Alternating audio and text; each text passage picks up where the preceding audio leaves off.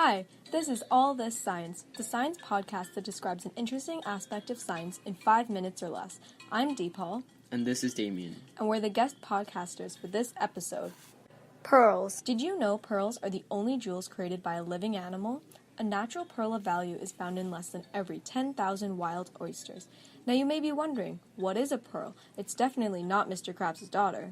Pearl.org defines a natural pearl's formation as when a grain of sand slips in between one of the two shells of the oyster, a type of mollusk, and the protective layer that covers the mollusk's organs, called the mantle. In order to protect itself from irritation, the oyster will quickly begin covering the uninvited visitor with layers of nacre. The mineral substance that fashions the mollusk's shells, layer upon layer of nacre, also known as coat the grain of sand until the iridescent gem is formed. A cultured pearl undergoes the same process. The only difference is that the irritant is a surgically implanted bead or piece of shell. Cultured pearls of great quality require at least 3 years for a thick layer of nacre to form. Low-quality pearls are often rushed, usually less than a year, and have a too thin layer of nacre.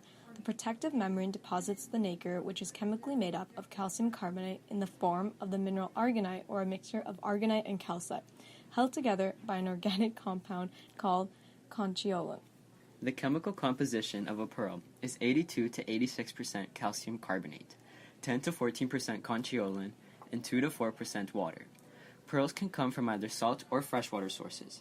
Historically, saltwater pearls were rounder and had better nacre than freshwater pearls, while freshwater pearls tended to be very irregular in shape and with a puffed appearance.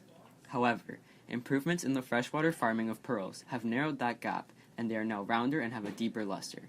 An oyster, mussel, or clam must reach a mature age, which can take up to 3 years, and only then can they be implanted or naturally receive an irritant. Once the irritant is in place, it can take up to another 3 years for the pearl to reach its full size and nacre thickness. Of the pearls produced, only approximately 5% are of sufficient true gem quality for top jewelry makers. There are also pearls called imitation pearls. In most cases, a glass bead is dipped into a solution made from fish scales. This coating is thin and may eventually wear off. One can usually tell an imitation pearl by rubbing it across the teeth. Fake pearls will glide along your teeth, while the layers of nacre on a real pearl will feel gritty.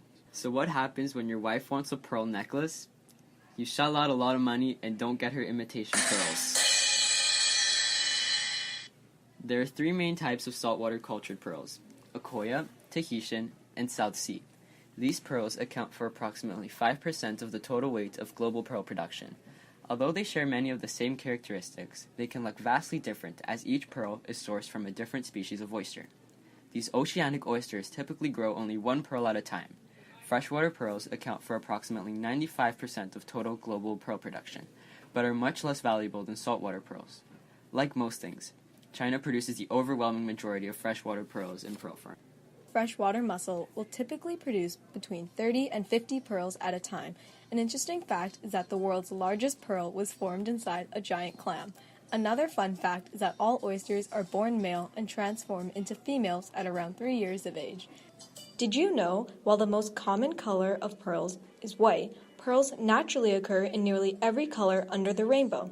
Some of the most popular colors are black, chocolate, and lavender. Pearls are stone babies of the sea. Thanks for listening to All This Science. Contact us at allthisscience@gmail.com if you'd like.